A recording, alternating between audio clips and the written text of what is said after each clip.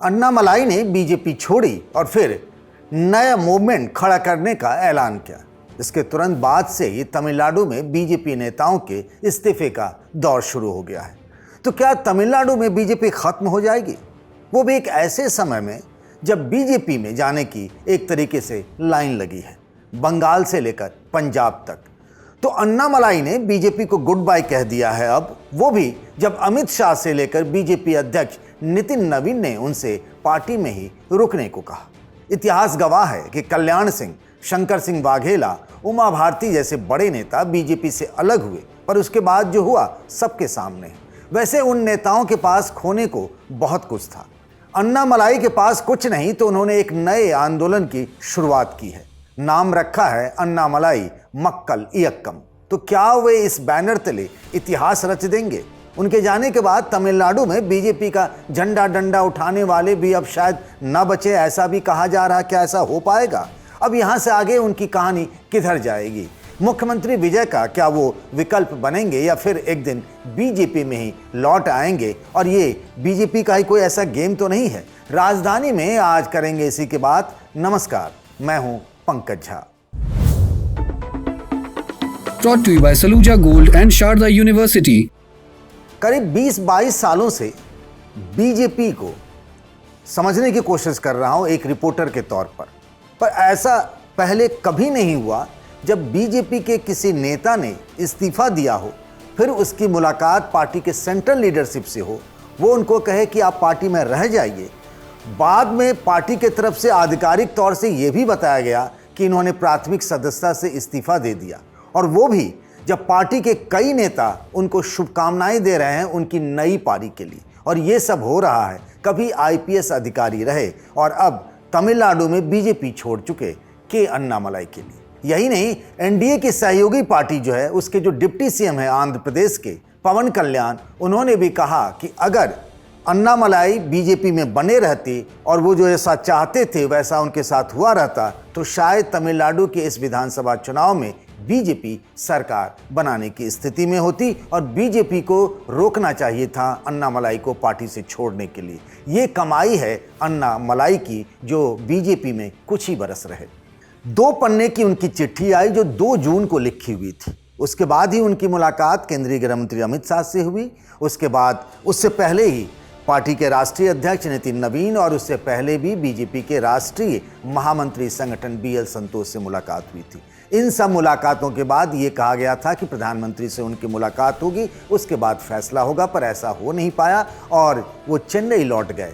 और उसके बाद अरुण सिंह जो बीजेपी के राष्ट्रीय महामंत्री हैं, उनकी तरफ से नितिन नवीन के हवाले से एक चिट्ठी जारी होती है कि अन्नामलाई का इस्तीफा मिला है और वो स्वीकार कर लिया गया है, उन्होंने प्राथमिक सदस्यता से इस्तीफा दिया है बीजेपी के। ऐसा कभी नहीं हुआ जब बीजेपी के किसी नेता ने पार्टी छोड़ी हो या छोड़ने का मन बना रखा हो, फिर भी सब कुछ हनीमून पीरियड जैसा लग रहा हो। ये बहुत दिलचस्प रही। दूसरी बात कि इस्तीफे के वजहों में अन्नामलाई ने जो दोपहर में प्रेस कॉन्फ्रेंस नहीं की, बल्कि ऐसा कहा गया था कि वो प्रेस कॉन्फ्रेंस करेंगे चेन्नई पहुंच करके, उन्होंने सोशल मीडिया में जो बैठकर अपनी बातें की कि आगे का उनका रोड मैप क्या है। जो कहा उन्होंने, मैं चाहता था कि बीजेपी तमिलनाडु में वो चुनाव अकेले लड़े, ऐसा वो चाहते थे। बीजेपी इसके लिए तैयार नहीं हुई, एआईएडीएमके के साथ मिलकर विधानसभा चुनाव लड़ी थी।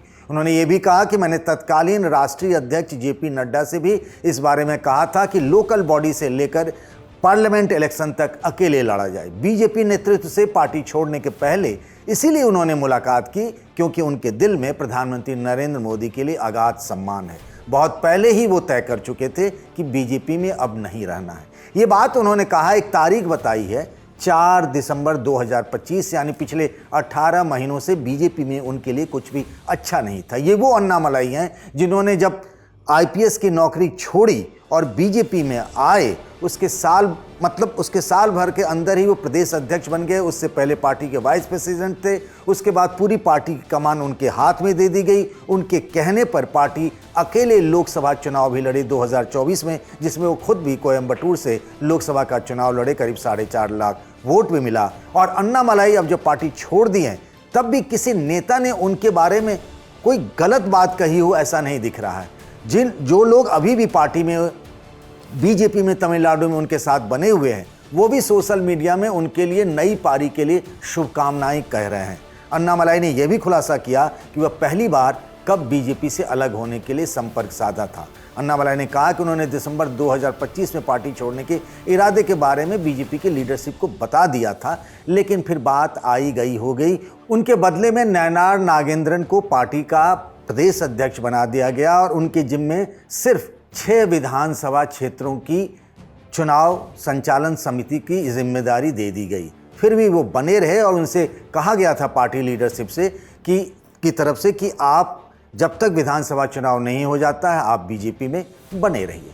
नयनार नागेंद्रन जो कि पार्टी के प्रदेश अध्यक्ष हैं, जब अन्नामलाई ने पार्टी छोड़ दी तो उन्होंने क्या कहा? उन्होंने कहा कि इससे पार्टी को कोई फर्क नहीं पड़ता है। भारत का सबसे भरोसेमंद Saluja gold TMT bars. Saluja gold TMT. अब सही पकड़े हो कॉन्ट्रैक्टर बाबू, मजबूती सब कुछ है। अब जब अन्नामलाई ने बीजेपी से अलग रास्ता अपना लिया है, वैसे बीजेपी के कई बड़े नेता आज भी चाहते हैं कि अन्नामलाई के लिए अच्छा हो सब कुछ। यही नहीं, जिस तरीके से बीते दिनों में तमिलनाडु में उन्होंने द्रविड़न पॉलिटिक्स के खिलाफ हिंदुत्व की राजनीति शुरू की थी, तो वो राष्ट्रीय स्वयंसेवक संघ के भी एक चहेते बन गए थे। लेकिन ऐसा लगा अन्नामलाई को कि बीजेपी में रहकर वो बहुत कुछ कर नहीं सकते, क्योंकि तमिलनाडु में जनता जो है तमिलनाडु की, वो आज भी बीजेपी को लेकर बहुत सहज नहीं है। अब सबसे बड़ा सवाल ये है कि जो लोकप्रियता है और जिस तरीके से उनको एक सिंघम के तौर पर जाना जाता है अन्नामलाई को, क्या अब उसको वो पॉलिटिकल कैपिटल में यानी राजनीतिक पूंजी में बदल देंगे? जब से विजय तमिलनाडु के मुख्यमंत्री बने हैं और उससे पहले जिस तरीके से उन्होंने विजय फैन क्लब बनाया, करीब 1.5 करोड़ लोगों को पहले जोड़ा, फिर उसके बाद उन्होंने एक पॉलिटिकल पार्टी फ्लोट की और फिर अब वो मुख्यमंत्री बन गए हैं। इसी तरीके से अन्नामलाई को भी लगता है कि अगर वो कोशिश करें, पूरे तमिलनाडु में जाकर घूमें, यात्रा करें, लोगों को जोड़ें, जिस तरीके से उन्होंने कहा कि कोयम्बटूर में वो APJ Abdul Kalam centre for politics and ethics बना करके यूथ को एक तरीके से ट्रेन करेंगे, कैसे पॉलिटिकल लीडरशिप डेवलप किया जाए। उन्हें लगता है कि एक समय के बाद विजय, जिन्होंने बहुत सारी उम्मीदों के साथ जनता ने उन्हें मुख्यमंत्री बनाया है, हालांकि उन्हें पूर्ण बहुमत नहीं मिला, लेकिन एक नई उम्मीद बन करके आए हैं। उनको लगता है बहुत जल्द एक तरीके से तमिलनाडु की जनता का मोह भंग हो जाएगा और मोह भंग उनका द्रविड़न पॉलिटिक्स से भी हो चुका है। ऐसे में वो रुख कर सकते हैं अन्नामलाई के तरफ और इसी आधार पर अन्नामलाई ने अपनी एक नई मूवमेंट शुरू की है, जिसको आगे में वो राजनीतिक पार्टी भी बनाएंगे। अब सवाल ये उठता है, न तो उनके पास संगठन है, ना उनके पास उतना आर्थिक संसाधन है जिससे एक लंबा आंदोलन चलाया जाए एक पार्टी को, क्योंकि 5 साल बाद वहाँ विधानसभा के चुनाव होंगे और जैसा अन्नामलाई ने कहा भी है कि वो 5 साल बाद होने वाले विधानसभा चुनाव में ही एक राजनीतिक पार्टी के तौर पर उतरेंगे। तो क्या अन्नामलाई ये दूरी पाट पाएंगे? उतने लंबे संघर्ष के लिए वो तैयार होंगे? या फिर ऐसा भी हो सकता है कि बीजेपी के मन में ही एक प्लान बी हो कि भाई अगर इनकी पार्टी ठीक कर जाती है तो बीजेपी के साथ अलायंस करके वो तमिलनाडु की राजनीति में उतर सकते हैं। दूसरा एक बात ये भी है, जिस तरीके से अगर हम कल्याण सिंह का जिक्र कर रहे थे, शंकर सिंह वाघेला का, उमा भारती का, कि एक लंबी फहरिस्त उन नेताओं की जो बीजेपी से अलग हुए, अपना दल बनाया और लेकिन नहीं चल पाए।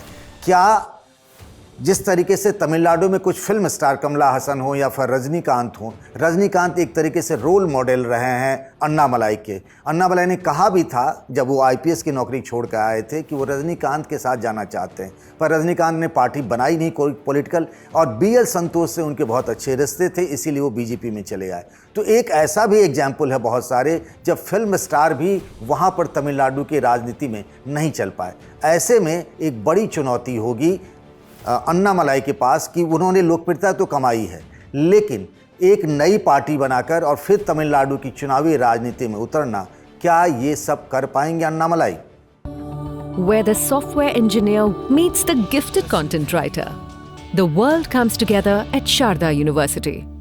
सवाल है कि अन्नामलाई के पार्टी छोड़ने के बाद क्या तमिलनाडु में बीजेपी खत्म हो जाएगी?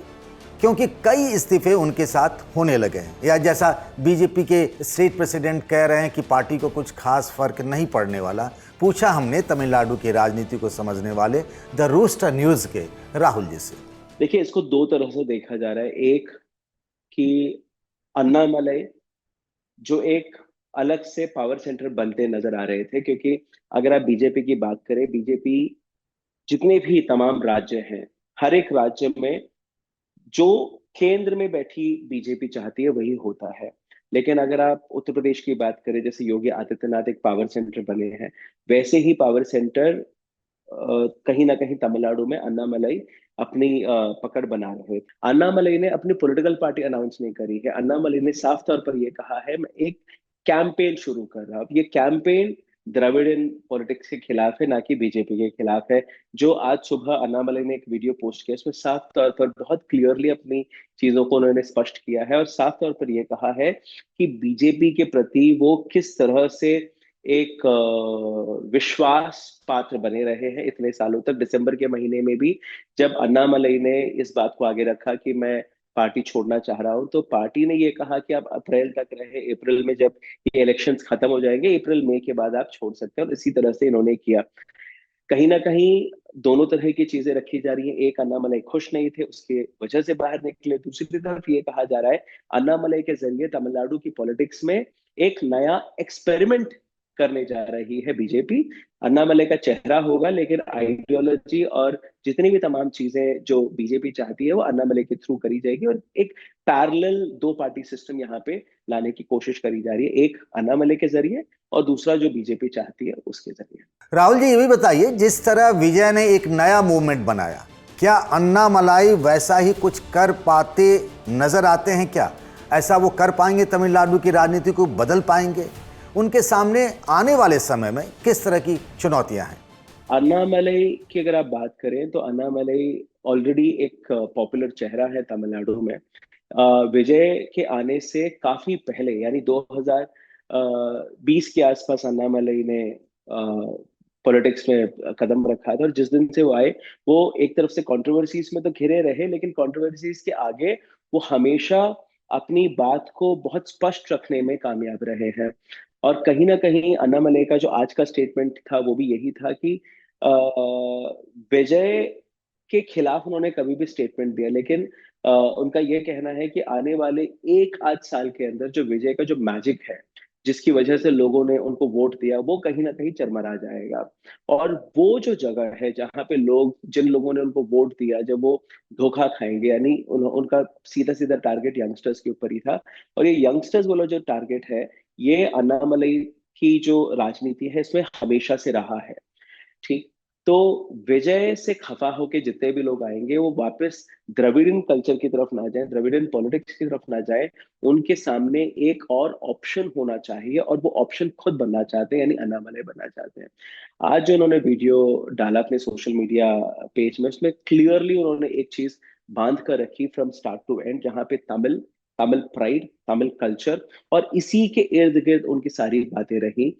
जहां पर उन्होंने ये साफ कहा कि जो भी केंद्र की नीतियां थी जो तमिलनाडु के खिलाफ जा रही थी, या फिर तमिलनाडु के बच्चों के खिलाफ जा रही थी, या फिर तमिलनाडु के कल्चर के खिलाफ जा रही थी, उन तमाम जगहों पर उन्होंने आवाज उठाई। और वो एक तमिलियन है, उनकी माँ कभी भी तमिलनाडु से बाहर नहीं गई, उनके पिताजी सिर्फ सिर्फ एक मर्तबा बाहर गए, इनको मौका मिला लखनऊ जाके पढ़ने का। उसके बाद ये हैदराबाद रहे, फिर कर्नाटका में 8 साल तक आईपीएस के तौर पर रहे। तो इनका ये कहना है कि मुझे मौका मिला, और मेरे को जो मौका मिला है उसको मैं लोगों तक अर्पित करना चाह रहा हूं, और इसी वजह से मैंने ये कहा। तो अगर विजय के सामने वाला कुछ चैलेंज अगर आप देखेंगे, तो डेफिनेटली विजय का जो स्टारडम है वो एक बहुत बड़ा है अन्नामलई के सामने। लेकिन अन्नामलई ने भी जो भी ग्राउंड वर्क किया है इतने सालों में, जहां पर 1-2% बीजेपी का वोट शेयर था, वो सीधे 11.5% अगर पहुंचा है, तो उसका पूरा श्रेय अन्नामलई को जाता है। अन्नामलई के पीछे एक बहुत बड़ा स्ट्रॉन्ग कैडर है आज भी जो बीजेपी में है। बीजेपी से टूट के जाने वाले लोगों की जो संख्या है वो बहुत लंबी है। आज ही कुछ एक लोगों ने अन्नामलई की वजह से रिजिग्नेशन भी दिया है। काफी सारे और कैडर्स हैं जो अन्नामलई का जो भी मुहिम है उसमें जुड़ने के लिए आगे जा रहे हैं। तो अन्नामलई के सामने चैलेंजेस की अगर आप बात करें, तो इतना बड़ा चैलेंज अभी मुझे नहीं नजर आता है, क्योंकि उन्होंने पॉलिटिकल पार्टी का कुछ भी अनाउंसमेंट नहीं किया है। ये सिर्फ एक मूवमेंट की तरह से उन्होंने रखा है, बहुत स्मार्टली प्ले कर रहे हैं अन्नामलई। इस मूवमेंट को किस तरह से वो लेके जाते हैं, उधर जिस तरह से उनको रिस्पॉन्स मिलता है लोगों के बीच में, तब जाके ये अपने पार्टी को अनाउंस करेंगे। लेकिन पार्टी नहीं अनाउंस करेंगे, ये उन्होंने कहीं नहीं कहा। तमिलनाडु के राजनीति में चमत्कार होते रहे और लोकतंत्र में चमत्कार को जनता नमस्कार भी करती है। विजय भी एक ऐसे ही चमत्कार है। क्या अन्नामलाई बीजेपी में एक पारी खेलने के बाद इसी तरीके का कोई करिश्मा कर सकते हैं क्या? आपको क्या लगता है, बताइएगा ज़रूर कमेंट बॉक्स में। राजधानी में आज के लिए बस इतना ही। इस वीडियो को बनाया हमारे साथी शुभम ने। बाकी खबरों के लिए बने रहिए द ललन टॉप के साथ।